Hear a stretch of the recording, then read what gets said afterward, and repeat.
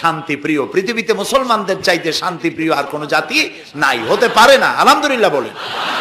এখন আল্লাহ তাআলা বলছেন যে ফামান তাবিয়া হুদায়া ফালা খাউফুন আলাইহিম ওয়ালা হুম ইয়াহজানুন। প্রিয় ভাই সব, কোরআনের কথা বলতে গেলে রাতের পর রাত লেগে যায়, কারণ এক মহাসমুদ্র। এটা কি মহাসমুদ্র? কোরআন। এই কোরআন আল্লাহ তাআলা আমাদেরকে শুধু তেলাওয়াত করতে পাঠান নাই। আমাদের অভ্যাস হয়েছে যে খালি তেলাওয়াত করি, মুখস্থ করি। দেখেন না, রমজান মাস শেষ হয়ে গেলে পরে বন্ধু বান্ধব আত্মীয় স্বজন সব এক জায়গায় বসে এক একজন গল্প করে, ভাই আমার পুত্রবধূ 13 খতম, আমার বউ 7 খতম, আমার নাতনি 11 খতম, আর আমি এমনি খতম হয়ে গেছি। প্রিয় ভাই সব, আপনারা বলেন কোরআন শরীফকে এইভাবে শুধু খতম করার জন্য আসছে? আমি কিন্তু আপনাদের কোরআন শরীফ পড়া বা খতম করা নিষেধ করছি না। আমি উদ্দেশ্য বোঝাতে চাচ্ছি, আল্লাহ তাআলা এই কোরআন এর জন্য নাজিল করেন নাই যে আমরা জ্বলবো আর পড়বো আর বুঝবো না। আচ্ছা ভাই, একটা বইয়ের নাম কোন তো পৃথিবীতে? একটা বইয়ের নাম আমাকে শোনান যে বইটা মানুষেরা না বুঝে পড়ে। পারবেন বলতে? পারবেন না। এমনকি আপনার ছোট্ট বাচ্চা কেজি 1, কেজি 2, কেজি 3 পড়ে, বা কি জানি করে নার্সারি গ্রুপে পড়ে, তারেও দেখবেন প্রত্যেকটা শব্দ বানান করিয়া অর্থ সহকারে বুঝে পড়ে। বলেন ঠিক কিনা? কিন্তু কপাল পোড়া মুসলমান জাতি একমাত্র মাজলুম কিতাব, আল্লাহর কিতাব কোরআন শরীফ পড়ে, অথচ কিছু বোঝে না। ঠিক কিনা? আমি যদি এখন জিজ্ঞেস করি যে আপনারা কোরআন বুঝে পড়তে পারেন কয়জন, হাত তোলেন। যদি বলি হাত কি কম বেশি উঠবে না কম উঠবে? সেই জন্য হাত উঠাইতে বললাম না। এটা আমাদের জন্য কপাল পোড়ার লক্ষণ। কি পোড়ার লক্ষণ? বিশ্বাস করুন ভাই, কোরআন শরীফ তাবিজ লেখার জন্য আসে নাই। কোরআন শরীফ ঝুলে ঝুলে আপনি পড়বেন এই জন্য আসে নাই। কোরআন আসছে তেলাওয়াত করবেন, বুঝবেন, আমল করবেন। হাদিস শরীফে এসেছে কোন সাহাবীর এক একটা সূরা শেষ করতে বছরের পর বছর চলে যেত। কারণ কি? কারণ হলো তারা এক একটি আয়াত পড়তেন, বুঝতেন, বাস্তব জীবনে আমল করতেন, আরেকটা আয়াত পড়তেন, বুঝতেন, আমল করতেন, তারপরে আবার আরেকটা পড়তেন, আমল করতেন। এভাবে করে সাহাবীরা কোরআন পড়তেন, বুঝতেন, আমল করতেন। ফলে এই সাহাবীরা যখন বিয়ে শাদী করতেন, সাহাবীরা যখন ব্যবসা বাণিজ্য করতেন, সাহাবীরা যখন কেনা বেচা করতেন, পারিবারিক জীবন যাপন করতেন, হাঁটাচলা করতেন, তখন মানুষেরা বুঝতে পারত, অনুভব করতে পারত যেন জীবন্ত কোরআন শরীফ চলাফেরা করছে। কোরআন যাদের কাছে, তাদের আমলের মধ্যে পরিবর্তন আসতে হবে। তো এরকম একটা বৈপ্লবিক কিতাব যাদের কাছে, তাদের তো আমলের মধ্যে পরিবর্তন আসবে। কি পরিবর্তন আসবে? এরা যদি ব্যবসায়ী হয় ওজনে কম দেবে না। সুবহানাল্লাহ কবেন না? আর এখন আমরা যা করি, সুবহানাল্লাহ থুইয়া খালি নাউজুবিল্লাহ কোয়া দরকার। ঠিক কিনা ভাই? মুসলমানের চাইতে এত ওজনে কম দেওয়ার লোক আর আছে কিনা সন্দেহ। ওজনে দেবে কম, খাদ্যে দেবে ভেজাল, সাক্ষী দেবে তো মিথ্যা সাক্ষী দেবে, ওয়াদা খেলাপ করবে, আমানতের খেয়ানত করবে, এরপরে ধার করবে, টাকা শোধ করবে না। ছেলে দিয়ে বলো আব্বা বাড়ি নেই। এখন সে যাইয়া যে টাকা চাইতে আসছে তারে বলে যে আব্বা বলছেন আব্বা নাকি বাড়ি নেই। বুঝতে পারছেন কথা? এই হলো মুসলমান। নাউজুবিল্লাহ কোন। এই জন্য আল্লাহ তাআলা নবী বলেছেন ওয়ামান আমেলা বিহি উজরা, যে ব্যক্তি কোরআন পড়বে, আমল করবে, আল্লাহ তাকে পুরস্কার দিবেন। কোথায় কোথায় দেবেন কোন তো? 2 জায়গায় দেবে, ইহকালেও দেবে, পরকালেও দিবে। দুনিয়ার পুরস্কারটা কি? দুনিয়ার পুরস্কারটা হলো যে চিন্তা থাকবে না, আর কোনো ভয় থাকবে না। ভয় থাকবে না কিসের? ভয় থাকবে না যেই সমাজে কোরআন মানা হবে, যেই সমাজের আইনের উৎস হবে কোরআন, ওই সমাজের মধ্যে চুরি, ডাকাতি, জেনা, ব্যভিচার, হত্যা, ধর্ষণ থাকবে না। কাজে ভীতি শূন্য, সমৃদ্ধিপূর্ণ, নিরাপত্তাপূর্ণ একটি সুন্দর সমাজ উপহার দেবে এই কোরআন। সুবহানাল্লাহ। সেই কোরআন আমরা তাবিজ বানাইছি, এটারে গোলাইয়া এই কোরআন শরীফের পাতা লিখিয়া, তারপরে কি জানি কয়, পানির মধ্যে দিয়ে গোলাইয়া এগুলি খাওয়া হয়, মাদুলির মধ্যে ঢুকাইয়া গলার মধ্যে ঝুলানো হয়। দেখেন এই বাংলাদেশে যেসব কোরআন শরীফ ছাপা হয়, এই সব কোরআন শরীফের দুরবস্থা। এটা আছে কিনা আমি জানি না, আলহামদুলিল্লাহ এটা নাই। কোন কোন কোরআন শরীফ যে বাংলাদেশে ছাপা হয়, সেগুলিতে লেখা থাকে সূরায়ে মায়েদার নকশা, সূরা ইউসুফের নকশা, সূরায়ে বনি ইসরাইলের নকশা। এই নকশা লিখা গলায় ঝুলাইলে পেটে ব্যথা ভালো হবে, ওই নকশা ঝুলাইলে মেয়ের বিয়ে হবে তাড়াতাড়ি, এই নকশা ঝুলাইলে যে মেয়েকে পছন্দ করো বিয়ে করতে পারবা তাড়াতাড়ি। নাউজুবিল্লাহ কর। নকশার মধ্যে আছে কি? নকশার ভিতরে আছে 1293, 1711, 513 হাবি জাবি কতগুলো নাম্বার দিয়া তারপরে লাল কালি দিয়ে দাগ দিয়ে দিয়ে ধান্দাবাজি করা। এরপরে ওই ধান্দাবাজি তাবিজের কোনায় কোনায় লেখে ইয়া জিব্রাইল, ইয়া মিকাইল, ইয়া ইসরাফিল, ইয়া আজরাইল। উপরে লেখে ইয়া বদুহ, নিচে লেখে ইয়া বদুহ। আমি একজন তাবিজ লেখককে জিজ্ঞেস করলাম, ভাই ইয়া আজরাইল ইয়া মিকাইল তো বুঝলাম, ইয়া বদুহ কি? কয়েছে হুজুর আমি নিজেও বুঝি না বদুহ কি। এই হলো তাবিজ। এই তাবিজ লেখার জন্য আল্লাহ তাআলা কোরআন নাজিল করেন নাই। কথা কি বুঝে আসছে? তাবিজের জন্য আসে নাই, তদবিরের জন্য আসে নাই, শুধু পড়ব এজন্য আসে নাই। কোরআন এসেছে বোঝার জন্য, তেলাওয়াতের জন্য, বোঝার জন্য, কোরআন অনুযায়ী জীবন গড়ার জন্য। আল্লাহর নবী তাই বলেন, ওয়ামান আমিলা বিহি উজরা, কোরআন শরীফ যে পড়বে আর আমল করবে দুনিয়ায় শান্তি দেওয়া হবে, আখিরাতেও পুরস্কৃত করা হবে। আখিরাতের পুরস্কারটা কি? নবীজি বলেছেন, মান ক্বারাআল কুরআনা ফাস্তাজহারাহু ফাহাল্লা হালালাহু ওয়া হাররামা হারামাহু আদখালাহুল্লাহুল জান্নাহ ওয়া শাফাআহু ফি আশরাতিন মিন আহলি বাইতিহি কুল্লুহুম ক্বাদ ওয়াজাবাত লাহুন নার। সাদাকান নবী সাল্লাল্লাহু আলাইহি ওয়াসাল্লাম। নবী করিম সাল্লাল্লাহু আলাইহি ওয়াসাল্লাম বলেছেন, যে ব্যক্তি কোরআন পড়লো, বুঝলো, আর কোরআনের হালালকে হালাল জেনে চললো, হারাম থেকে বিরত থাকলো, আর কোরআনের আইনকে প্রতিষ্ঠিত করার আন্দোলনে শরীক হলো, সুবহানাল্লাহ গণ, এরকম লোককে আল্লাহ তাআলা কিয়ামতের দিন জান্নাত দান করবেন। সুবহানাল্লাহ। ওয়ামান আমিলা বিহি উজরা ওয়ামান হাকামা বিহি আদালা। এই কোরআন শরীফ দিয়ে যে বিচার করবে, আল্লাহ তাআলা বলছেন সেই করবে কেবলমাত্র জাস্টিস, জাস্টিস, ইনসাফ কায়েম করতে পারবে, যে কোরআন দিয়ে বিচার ফয়সালা করবে। আমাদের দেশে এই যে কোর্ট কাছারি আদালত আছে, এই কোর্ট কাছারি আদালতগুলি কোরআন দিয়ে যদি বিচার করতেন সেটা ইনসাফ হতো। যেহেতু ইনসাফ, আল্লাহর চাইতে ইনসাফগার আর কেউ নাই। আছে কি বলেন? নাই। এখানে ধরুন একজন মানুষ যদি একজনের একটা ঠ্যাং ভাঙে ফেলাই দিল, তাহলে বিচার কি হবে? ব্রিটিশ ল যেটা আছে, বাংলাদেশ পেনাল কোড যেটা আছে, এই পেনাল কোডে বলা হবে যে সলিমউদ্দিন ঠ্যাং ভাঙছে বসিরউদ্দিন, যে ভাঙছে তার জন্য শাস্তি এই হবে 6 মাসের জেল, 2000 টাকা জরিমানা করে দিবে। এখন আপনি বলেন বিচার মাফে কি দিয়া? ইনসাফের প্রতীক কি? ইনসাফের প্রতীক দাড়িপাল্লা। এই দাড়িপাল্লায় এখন আপনি ওজন দেন ইনসাফ। ঠ্যাং ভাঙছে কার? সলিমউদ্দিন, তার ভাঙ্গা ঠ্যাং এক পাশে থন, এক পাল্লা। আর বসিরউদ্দিন ভাঙছে ঠ্যাং, সেই কারণে তার 2000 টাকা জরিমানা আর 6 মাসের জেল আর এক পাল্লায় রাখেন। এবার দাড়ি ধরে টান দেন, সমান হবে? যদি 50,000 টাকা জরিমানা হয় আর 6 বছরের জেল হয়, তাও কি সমান হবে? হবে না। সমান হবে কি হলে? সমান হবে ওই সলিমউদ্দিন ভাঙ্গা ঠ্যাং এক পাল্লায় দাও, আর যে ভাঙছে তার নাম কি? বসিরউদ্দিন। বসিরউদ্দিন কেউ যদি থাকেন রাগ করবেন না, আমি একটা দৃষ্টান্ত দিচ্ছি। এখন ওই বসিরউদ্দিন ভাঙ্গা, তারও একটা ঠ্যাং ভাঙ্গিয়া যদি এই পাল্লায় রাখেন, এখন যদি টান দেন, তাহলে সমান হবে কিনা বলেন? এটা হচ্ছে কোরআন। এই কোরআন বলছে পায়ের বদলে পা, হাতের বদলে হাত, নাকের বদলে নাক, চোখের বদলে চোখ, জানের বদলে জান। সুবহানাল্লাহ। এটা ইনসাফ।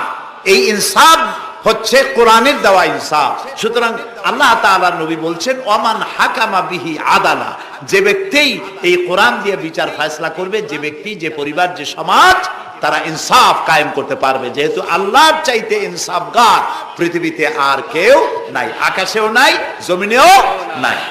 রাসূলুল্লাহ বলছেন, ওয়ামান দা ইলাইহি হুদিয়া ইলা সিরাতিল মুস্তাকিম, যে ব্যক্তি কোরআনের দিকে মানুষকে দাওয়াত দেয়, সেই একটি সহজ সরল রাস্তার দিকে দাওয়াত দেয়, যে রাস্তার শুরু পৃথিবী থেকে আর রাস্তার শেষ জান্নাতুল ফেরদাউসে গিয়া। সুবহানাল্লাহ। এটা হচ্ছে সেই কোরআন। বুঝতে না পারার কারণে আমরা বিপদে পড়েছি।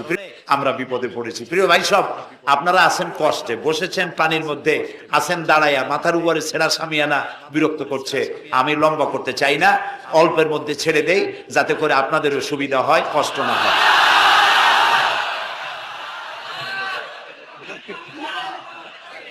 আমি না, তবুও আমি খুব লম্বা করব না, অল্পতে আমরা যাতে বুঝতে পারি এরকম একটু কথা আমি বলতে চাই, একটু বলি। এবং সেইটা বলবো, হ্যাঁ সেইটাই বলবো যেটা আপনারা শুনতে চান, সেইটাই বলবো যেটা শুরু করেছিলেন আমাদের রফিকুল ইসলাম খান ভাই, মহানগরীর সেক্রেটারি জনাব রফিকুল ইসলাম খান। আল্লাহ তাআলা ওনার প্রতি রহম করুন, আমরা বলি আমিন। এবং আমার বক্তৃতার পরে আমরা আমাদের সম্মানিত অ্যাসিস্ট্যান্ট সেক্রেটারি জেনারেলের কিছু কথা আমরা শুনবো ইনশাআল্লাহ। তো আমি ওই আয়াতটা দিয়েই কথা বলি। আল্লাহ তাআলা বলছেন, ইয়া আইয়ুহাল্লাযীনা আমানু হাল আদুল্লুকুম আলা তিজারাতিন তুনজিকুম মিন আযাবিন আলীম تؤمنون بالله ورسوله وتجاهدون في سبيل الله بأموالكم وأنفسكم ذلكم خير لكم إن كنتم تعلمون। হে বিশ্বাসীরা, তোমরা যারা ঈমান এনেছো শোনো, হাল আদুল্লুকুম আলা তিজারাতিন, আমি কি তোমাদেরকে এমন একটি ব্যবসার কথা বলবো না যে ব্যবসায় তোমাদেরকে জাহান্নামের কঠিন শাস্তি থেকে তোমাদেরকে রক্ষা করবে? এমন একটি ব্যবসার কথা বলবো না? তার মানে অবশ্যই এরকম একটা ব্যবসার কথা আমি তোমাদের বলবো যে ব্যবসা তোমাদেরকে জাহান্নামের কঠিন শাস্তি থেকে বাঁচায় দেবে। সুবহানাল্লাহ বলি। জাহান্নাম থেকে বাঁচাবার জন্য ব্যবসা শিখাচ্ছেন কে? আল্লাহ। এবার দেখেন, ব্যবসা এটা করলে লাভও আছে, নোকসানও আছে, ঠিক না? বলেন আছে কিনা? লস এন্ড প্রফিট এর মধ্যে থাকবে। কিন্তু আল্লাহ রাব্বুল আলামিন বলেন, আমার সঙ্গে যে ব্যবসা করবে ওই ব্যবসাটা হচ্ছে তিজারাতান লান তাবুর। আমার সাথে যে ব্যবসাটা করবা এই ব্যবসায় কোনো নোকসান নাই, শুধু লাভ আর লাভ। কে বলতেছেন? এরকম একটা ব্যবসা করবেন? আমি জানি আমরা লাভের ব্যাপারে খুব আছি, লোকসানে আমরা কেউ নাই। মানুষ লেখাপড়া জানুক আর না জানুক, লাভ যেখানে সেখানে মানুষ ঝাঁপ দেয় তাড়াতাড়ি। ওই যে বলে না যে এই হিসাব না জানলে কি হবে, কম দিলে টের পায়। আমরা লাভ খুব ভালোই বুঝি, এই জন্য এটা কোরআনও নয় হাদিসও নয়, একটি রূপক কথা। এক ব্যবসায়ী নাকি কিয়ামতের দিন হাজির করা হবে, ফেরেশতা তাকে বলবে যে আল্লাহর বান্দা, তোমার পাপ আর পুণ্য, নেক আর বদ এই দুটি সমান সমান হয়ে গেছে, 50-50, এখন কোন জায়গায় যাবা? কও বেহেশতে যাবা না দোজখে যাবা? ব্যবসায়ী লোকটা কিছু জানে না, সে কয় যে ফেরেশতা ভাই, আমি তো দোজখে চিনি না, বেহেশতেও চিনি না, সারা জীবন ব্যবসা করছি, যে জায়গায় গেলে আমার 2 টাকা লাভ হয় ওইখানে আমার পাঠাও। তো মানুষ লাভ খুব ভালো বোঝে এবং লাভের দিকে মানুষ ঝোঁকে বেশি। এই জন্য আল্লাহ তাআলা বলছেন, হাল আদুল্লুকুম আলা তিজারাতিন তুনজিকুম মিন আযাবিন আলিম, যেটা লাভ আর লাভ। আমার সাথে ব্যবসা করো, শুধু লাভ হবে। তো এই ব্যবসার মধ্যে পুঁজি হলো 3টা। ব্যবসার মধ্যে পুঁজি কয়টা? 3টা। আল্লাহ রাব্বুল আলামিন বলেন, তুমিনুনা বিল্লাহি ওয়া রাসূলিহি ওয়া তুজাহিদুনা ফি সাবিলিল্লাহ। 3টি পুঁজি। একটি হলো আল্লাহর প্রতি ঈমান, রাসূলের প্রতি ঈমান এবং আল্লাহর রাস্তায় জিহাদ করা, মাল দিয়া, জান দিয়া। এই কয়টা হলো? 3টা। চলুন এই 3টি কথার ব্যাখ্যা করে তারপরে মোনাজাত করব সংক্ষেপে, যেন আমরা আল্লাহর সাথে ব্যবসাটা শুরু করতে পারি আজকে থেকেই। আল্লাহ যেন তৌফিক দেন, বলেন আমিন। 1 নম্বর হচ্ছে তুমিনুনা বিল্লাহ, আল্লাহর প্রতি বিশ্বাস, আল্লাহর প্রতি ঈমান। বলেন আল্লাহর প্রতি ঈমান। এখন আপনারা বলবেন যে এটা তো কোনো নতুন কথা হলো না, আল্লাহর প্রতি ঈমান আনছি, যদি ঈমানই না থাকতো তাহলে কি বৃষ্টির মধ্যে এই পানির মধ্যে আমরা কি বসে থাকতাম? 100% সত্য কথা। ঈমান না থাকলে কেউ আসতেন না, আর এই পানির মধ্যে, ঝড়ের মধ্যে বাঁশ ভাঙ্গে মাথায় পড়তে পারে এই ঝুঁকি নিয়ে বসতেন, ঠিক কিনা ভাই? আমরা সবাই ঈমানদার। তবে আল্লাহর উপর ঈমান আনতে হলে 4টি শর্ত লাগে। কয়টি শর্ত? 4টি শর্ত ফুলফিল করলে আল্লাহর উপরে ঈমান এনেছি বলে প্রমাণিত হবে, নইলে আল্লাহ আছে একথা নুরা পাগলাও বলছে। নুরা পাগলার বলা আর আপনার আমার বলা এটা তো এক হওয়ার কথা না, ঠিক কিনা বলেন? তা আল্লাহর উপর ঈমান আনতে হলে শর্ত কয়টা? 4টা। 1 নম্বরের শর্ত হলো আল্লাহর জাত সম্পর্কে স্বীকার করে নেওয়া, আল্লাহর অস্তিত্ব, আল্লাহ আছেন এটা মেনে নেওয়া। তো আল্লাহ আছেন এ ব্যাপারে আমাদের কোনো দ্বিমত নেই, ঠিক না? এবং কোরআনে কারীমের ছোট্ট একটি সূরায় আল্লাহ তাআলা তার নিজের জাত সম্পর্কে এভাবে বলেছেন, কুল হুয়াল্লাহু আহাদ। আমরা জানি না এই সূরা?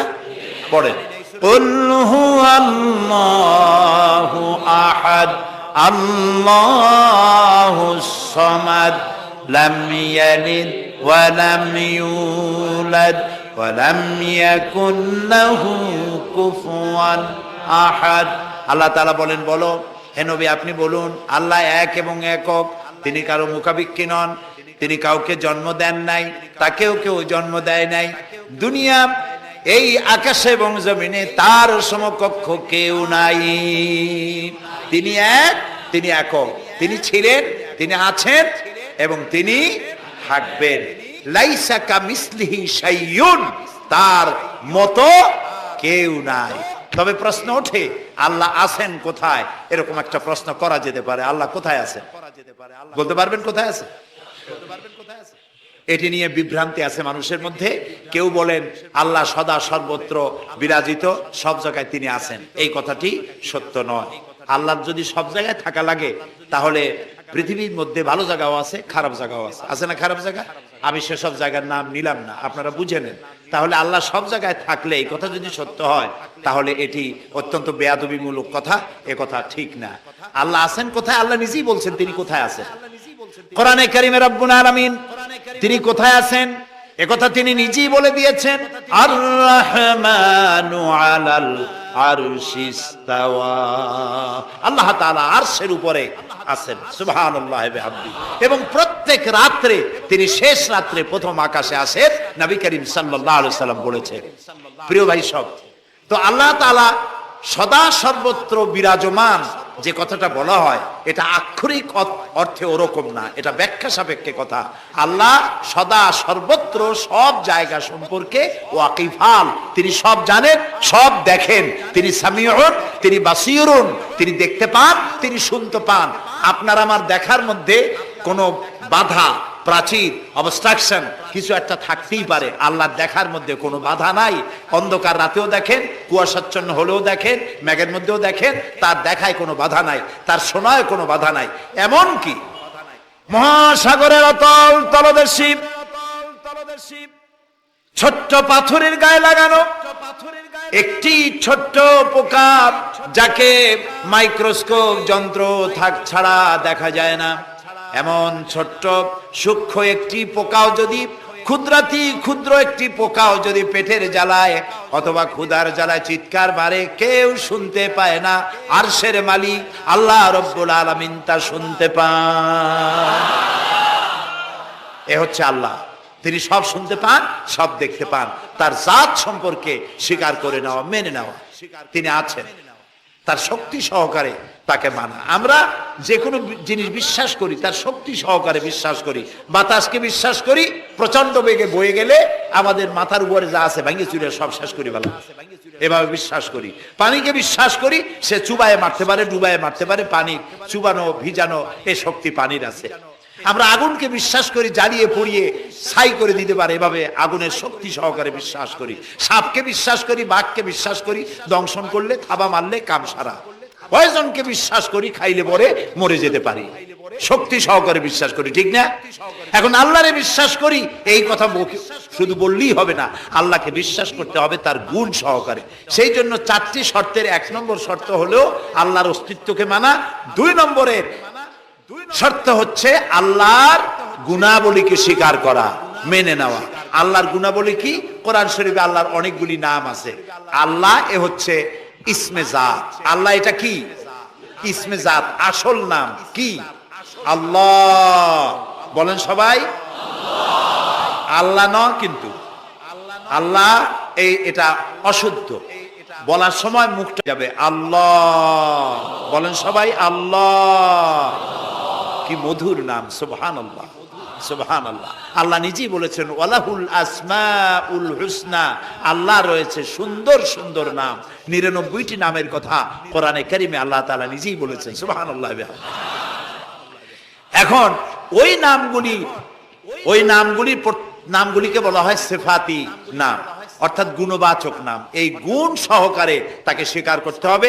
তিনি রাজ্জাক, খেতে দেওয়ার মালিক কে? আল্লাহ। তিনি রব, সৃষ্টি করেন। তিনি খালেক, তিনি স্রষ্টা। তিনি রব, তিনি প্রতিপালনকারী। তিনি রহমান, তিনি দয়ালু। তিনি রহিম, তিনি রহমান, তিনি দাতা। রহিম, তিনি দয়ালু। অর্থাৎ প্রত্যেকটা নামের এক একটা শব্দ অর্থ আছে এবং সেই অর্থ সহকারে বিশ্বাস করতে হবে তাকে। এই বিশ্বাস যদি আমরা করতে পারি তাহলে শিরক থেকে আমরা বাঁচতে পারবো। সুবহানাল্লাহ বলেন। আচ্ছা বলেন তো, সন্তান দেওয়ার মালিক কে? সন্তান না দেওয়ার মালিক কে? হায়াতের মালিক কে? মওতের মালিক কে? খেতে দেওয়ার মালিক কে? কষ্ট দেওয়ার মালিক কে? কষ্ট থেকে বাঁচাবার মালিক কে? সব কিছুর মালিক কে? এইভাবে আমরা কি বিশ্বাস করি? না, সবাই করি না। যারা বলেছেন আমিও বিশ্বাস করি, হ্যাঁ বিশ্বাস আমাদের থাকতে পারে, কিন্তু অনেক লোক আছে এভাবে বিশ্বাস করে না বলেই বিবাহ করেছে, সন্তান হয় না। তখন শাহ আলী বাগদাদি রহমতুল্লাহ আলাইহির মাজারে গিয়া সেখানে বসে তার ওই মাজারের কাছে গিয়ে চাইলো আমারে সন্তান দাও, খাজা বাবা সন্তান দাও।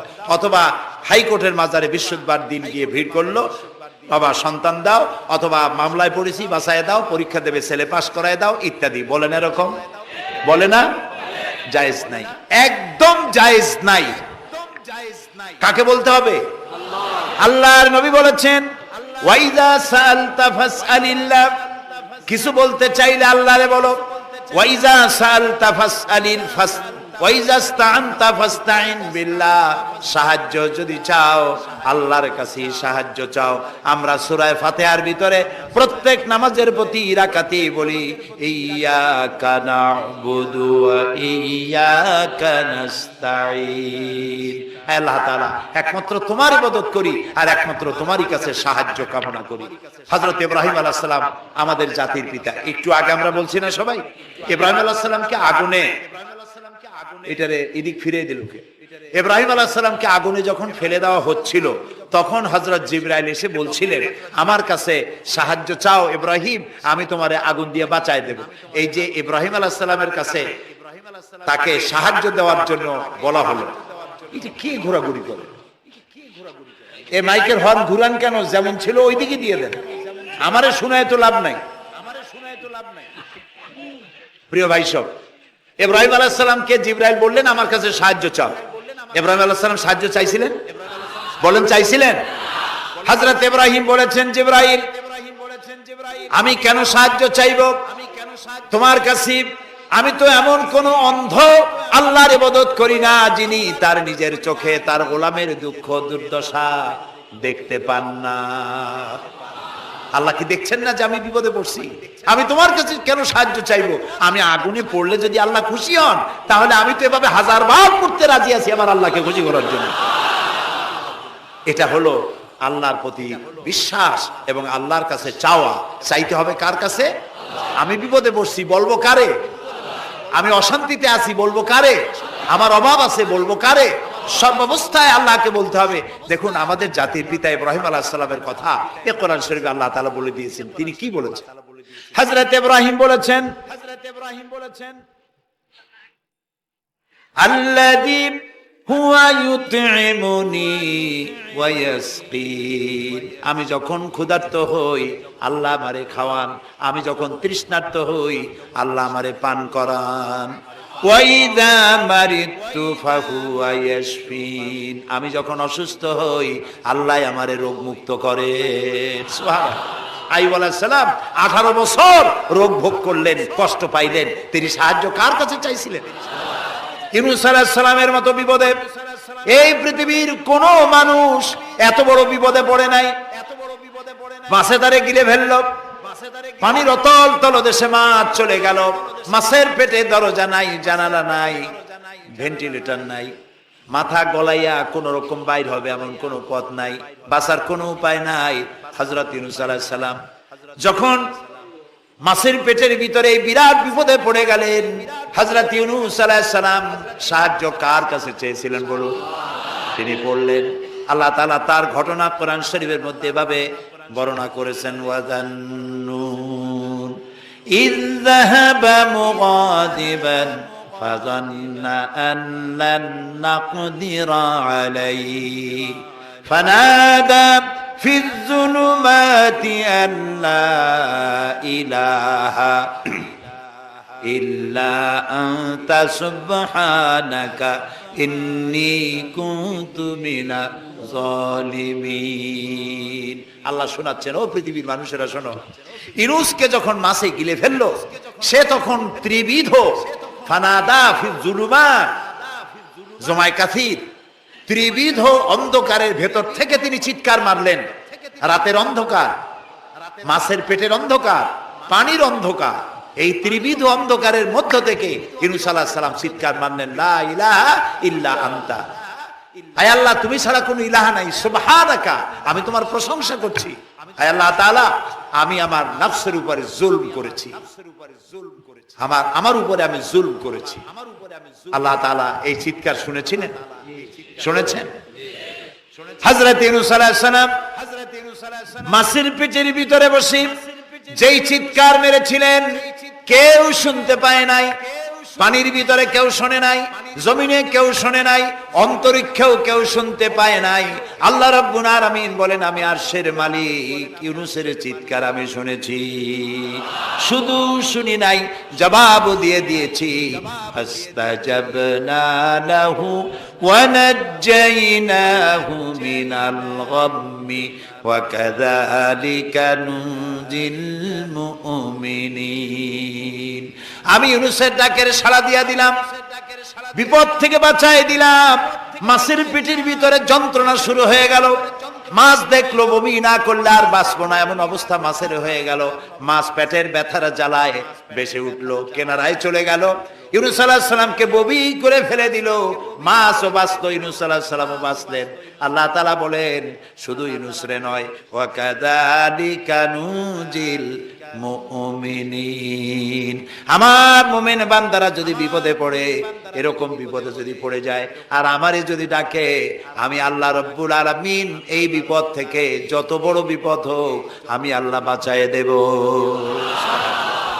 আল্লাহ বিপদ থেকে বাঁচাবেন, আর আমি মুসলমান বিপদে পড়েছি, মাজারে গিয়া চাইলাম, নাউযুবিল্লাহ। বিশ্বাস করুন ভাই, বিশ্বাস করুন, কবরের ভিতরে যিনি শুয়ে আছেন, যত বড় পীর হোক, যত বড় খাজা বাবা হোক, আপনাকে সাহায্য তিনি করতে পারবেন না, পারবেন না, পারবেন না। একটু কমন সেন্সের কাছে অ্যাপিল করি, সাধারণ বিবেকের কাছে আপনাদের, যারা এই যে দেখুন হযরত শাহজালাল রাহমাতুল্লাহ আলাইহি সিলেটে শুয়ে আছেন, বলুন তো তার মাতৃভাষা কি? আরবি। তিনি ইয়েমেন থেকে এসেছিলেন। বাগেরহাটে শুয়ে আছেন হযরতে খান জাহান আলী রাহমাতুল্লাহ আলাইহি, তার মাতৃভাষা ছিল আরবি। হযরতে খাজা মঈনুদ্দিন চিশতি রাহমাতুল্লাহ আলাইহি শুয়ে আছেন আজমিরে, তার মাতৃভাষা আরবি। আমরা বাংলাদেশ থেকে, এই দেশ থেকে কোনো লোক গেল সিলেটে, গেল বাগেরহাটে অথবা বাগদাদে চলে গেল, এইসব বড় বড় আল্লাহর ওলিদের মাজারে গিয়ে বাংলা ভাষায় বলল, বাবা আমি তো বিপদে পড়ে আসছি, নির্বাচনে দাঁড়াইছি, আমি যেন জিততে পারি। অথবা দেখেন না, মাজার দিয়ে শুরু করে সবাই। অথবা যাই বললো যে আমার বিয়ে করেছি 15 বছর, বাচ্চা হয় না, আমার একটা বাচ্চা। অথবা মামলায় পড়েছি, আমার একটু জিতায় দাও। ব্যবসা করি, এত টাকা লস দিতে দিতে শেষ হয়ে গেছি। বাবা আপনি বললেন কোন ভাষায়? শাহজালাল খুব বুঝলেন, বড় পীর সাহেব খুব বুঝছেন। তাহলে আপনার 1 নম্বর ফায়ার মিস হয়ে গেল, মিস ফায়ার। আচ্ছা, 2 নম্বর কথা হলো, যার কাছে আপনি চাইলেন তিনি ওখানে ঘুমন্ত আছেন না চেতনা আছেন, এ ব্যাপারে আপনার কোনো গ্যারান্টি আছে, নিশ্চয়তা আছে? আপনি যখন দোয়া করতেছিলেন তখন উনি চেতনা না ঘুমে? যদি ঘুমায় থাকেন তাহলে 2 নম্বর মিস ফায়ার। আপনি যা চিল্লাইলেন উনি কিছুই শুনলো না। 3 নম্বরে, কবরে যে শাহজালাল রাহমাতুল্লাহ আলাইহি অথবা মঈনুদ্দিন চিশতি রাহমাতুল্লাহ আলাইহি, আল্লাহ যত বড় বড় ওলি আল্লাহ আছেন, যার কাছে আপনি বিশ্বাস করেন ওলি হিসেবে, উনি যে কবরে আছেন তার নিশ্চয়তা কোথায়? কবরে তো নাও থাকতে পারে, কারণ আল্লাহ তাআলার 2টা জায়গা আছে করা। বিদেহী আত্মা, এই দেহ থেকে আত্মা যখন সরে যায়, আল্লাহ যখন নিয়ে যান, দেহটার তো কোনো দাম নাই, এটা হচ্ছে নশ্বর, আত্মা হচ্ছে অবিনশ্বর। এই দেহটা মাটির সাথে পচে যাবে, গলে যাবে, কোরআন শরীফে বহুবার বলা হয়েছে। তো আল্লাহ তাআলার দুইটা মেহমানখানা আছে, একটা হলো সিজ্জিন আর একটা নাম বলেন ইল্লিন, দুইটা মেহমানখানা। যেমন এই পৃথিবীতেও মেহমানখানা দুই রকম হয়, সরকারের দুই রকম মেহমানখানা। চোর, ডাকাত, খুনি, বদমাস এগুলি যদি গ্রেফতার হয় তাহলে ওরা খাবে কি? ওদের তো শ্বশুর বাড়ি দিয়ে অথবা বাপের বাড়ি দিয়ে ভাত খাবার দেওয়া হবে না, গভর্নমেন্টের মেহমান হয়ে গেছে। কাজী এদের জন্য মেহমানখানা গভর্নমেন্টের একটা আছে, সরকারি মেহমানখানা। ওইটা কোনটা কোন তো? ও, তাও আপনারা চেনেন। আরেকটা মেহমানখানা হচ্ছে ভিআইপিদের জন্য, যারা ভেরি ইম্পর্টেন্ট পার্সন অথবা ভেরি ভেরি ইম্পর্টেন্ট পার্সন যারা, তাদের জন্য, অর্থাৎ প্রেসিডেন্ট, প্রধানমন্ত্রী, মন্ত্রী, এমপি, সচিব, ওনারা যখন বাংলাদেশের কোন জায়গায় বেড়াতে যান তখন সরকারি মেহমানখানা ওনাদের জন্য থাকে। ওইটার নাম কি? সার্কিট হাউস, ডাক বাংলা ইত্যাদি, রেস্ট হাউস, এগুলি তার জন্য থাকে। তো পৃথিবীর মানুষের জন্য শ্রেণীভেদে যদি এ ধরনের মেহমানখানা থাকে, তো যারা নাকি দুনিয়া থেকে মারা যাবে ওদের জন্য আল্লাহর মেহমানখানা থাকতে নাই? আছে, এবং সেটা আগেই বলেছি। যারা জাহান্নামে যাবে ওদেরকে রাখা হবে সিজ্জিন নামক একটা মেহমানখানা আছে, ওখানে তারা থাকবে। আর যাদেরকে আল্লাহ জান্নাতে নিবেন, তো বিচারের আগে তো জান্নাতে নিবেন না, তাদেরকে ইল্লিন নামক সার্কিট হাউস জাতীয়, এই জাতীয় একটা ভালো জায়গায় আল্লাহ তাআলা তাদের রাখবেন। তাহলে আপনি যে কবরের কাছে যায় চাইলেন, হয় ঘুমায় আছে, আপনার ভাষা বুঝলো না, আর কবরে থাকলেও ঘুমে আছে নাকি তাও আপনি জানেন না, আর কবরে নাই এটাও হতে পারে যে আল্লাহ তাআলা অন্য কোথাও তাকে নিয়ে রেখেছেন। কাজেই তিনটা জিনিসই, আপনার পথের ভাড়া নষ্ট, পরিশ্রম নষ্ট, আর তিনটা ফায়ার করছিলেন, তিনটা ফায়ার মিস হয়ে গেল। তাহলে হবে এমন সত্তার কাছে, কোন পীর নয়, বুজুর্গ নয়, খাজা বাবা নয়, চাইতে হবে এমন সত্তার কাছে যিনি কখনো ঘুমান না, যিনি বাংলাও বোঝেন, ইংরেজিও বোঝেন, আরবিও বোঝে, উর্দুও বোঝে, সকল ভাষা যিনি সৃষ্টি করেছেন। সেরকম কেউ কি আছেন? আছেন? কি নাম তা? এক আঙ্গুল আকাশের দিকে উঁচু করে বলেন, নাম কি? আরো জোরে বলেন, আবারও বলেন, সুবহানাল্লাহ, আলহামদুলিল্লাহ বলেন। এই জন্য নবী করিম সাল্লাল্লাহু আলাইহি ওয়াসাল্লাম বলছেন, ওয়াইজা সাআলতা ফাসআলিল্লাহ, কিছু বলতে হলে আল্লাহরে বলো। ওয়াইজা ইসতাআনতা, সুয়াল করলে আল্লাহরে বলো। ওয়াইজা ইসতাআনতা ফাসতাইন বিল্লাহ, আর যদি সাহায্যের প্রয়োজন হয় কোনো ব্যাপারে, যে কোনো ব্যাপারে সাহায্যের প্রয়োজন, আল্লাহর কাছে চাও। আমাদের অবস্থা হলো এই যে ইমাম তো দুর্বল, বিপদে পড়লেই দৌড় দেয় মাজারের দিকে। মুসলমানের সম্পর্ক মাজারের সাথে হবে না, সম্পর্ক হবে মসজিদের সাথে।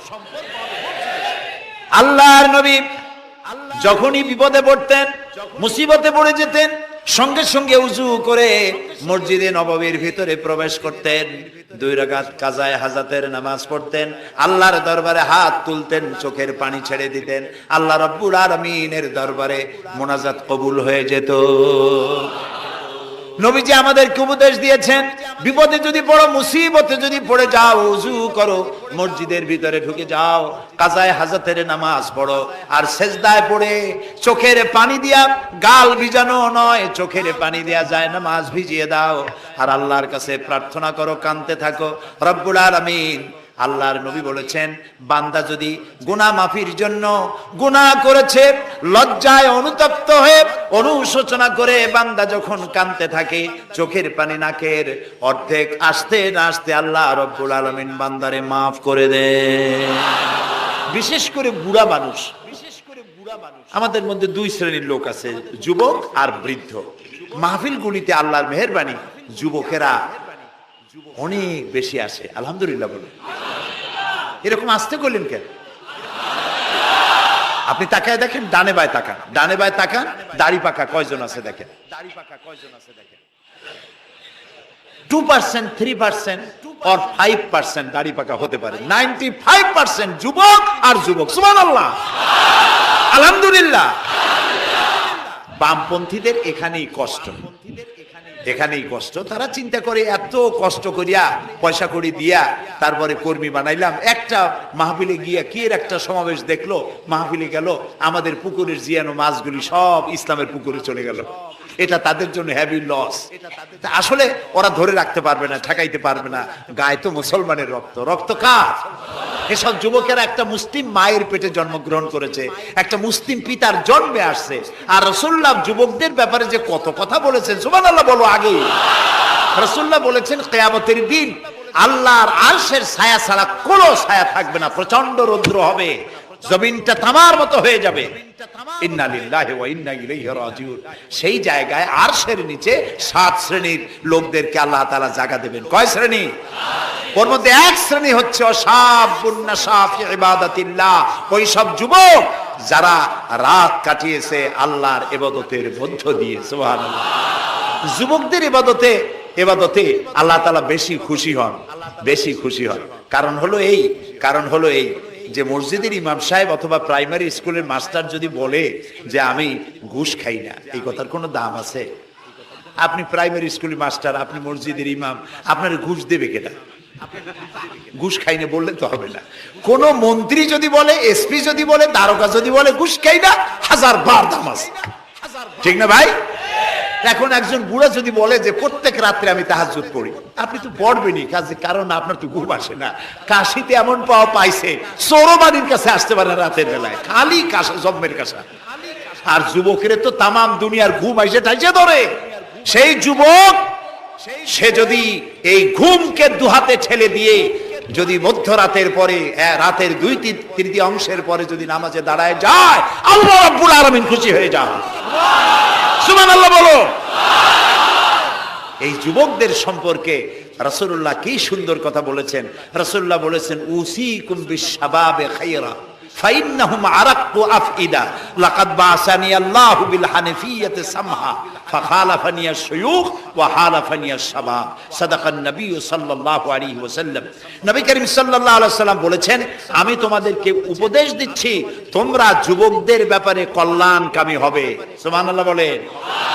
কারণ যুবকদের দিল নরম, আর আল্লাহ তাআলা আমাকে এই পৃথিবীতে উদারতা সহকারে দিন প্রতিষ্ঠার কাজে আমাকে পাঠিয়েছেন।